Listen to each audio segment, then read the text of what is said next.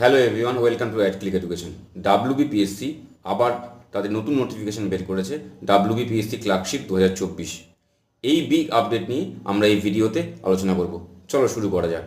Recently WBPSC ক্লার্কশিপের prelims হলো, এখনও মেন্সের date declare করেনি বা প্রিলিমসের রেজাল্টও বেরোয়নি।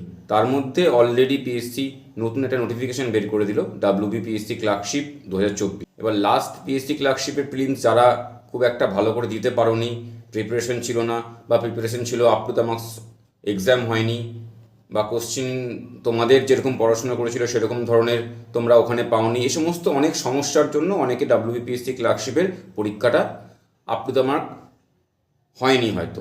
এবার তাদের জন্য নতুন সুযোগ, এই পরীক্ষায় তোমরা নতুন করে স্ট্র্যাটেজি নাও, যেখানে ম্যাথ, ইংলিশ এবং জিকের উপরে এক্সাম।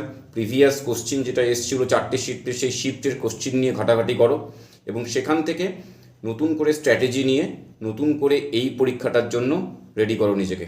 লাস্ট যে পিএসসির কোশ্চিন প্যাটার্ন এসেছিলো তাতে ম্যাথ একবারে রুট লেভেল থেকে করতে হবে, ইংলিশও তোমাকে বেসিক জিনিসগুলো, ন্যারেশন, ভয়েস, এই জিনিসগুলো জানতে হবে এবং জিএস একবারে খুঁটিয়ে পড়ার বিষয় আছে। তো এই জিনিসগুলো তোমরা আজ থেকেই শুরু করে দাও। আপকামিং নতুন যে পিএসসি ক্লার্কশিপ নোটিফিকেশান হবে তার জন্য প্রিপারেশান নাও। যে জায়গাগুলোতে প্রবলেম আছে সেই জায়গাগুলোকে নতুন করে রেডি করো। এরপর সেই স্ট্র্যাটেজি অনুযায়ী নতুন প্ল্যান তৈরি করে নতুন প্ল্যানে আবার নিজেকে রেডি করো ডাব্লিউবিপিএসসি ক্লার্কশিপ 2024-এর জন্য।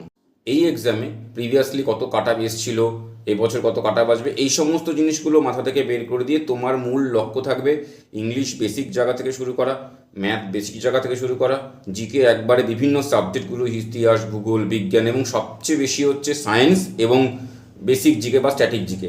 এই জিনিসগুলোকে খুব সুন্দর করে নিজেরা খুঁটিয়ে পড়ে রেডি করো এবং সেখান থেকে যতটা পারা যায় তোমরা মক টেস্ট দাও। এই মক টেস্ট হচ্ছে একমাত্র রাস্তা যেটা তোমাকে পরীক্ষা হলে, কম্পিটিটিভের পরীক্ষায়, যে কোনো পরীক্ষায় ফ্লুয়েন্সি আনতে সাহায্য করবে। মক টেস্ট ছাড়া তুমি এই সমস্ত কম্পিটিটিভ পরীক্ষায় পাওয়াটা একটুখানি অসুবিধা বা সমস্যাদায়ক দাঁড়াবে।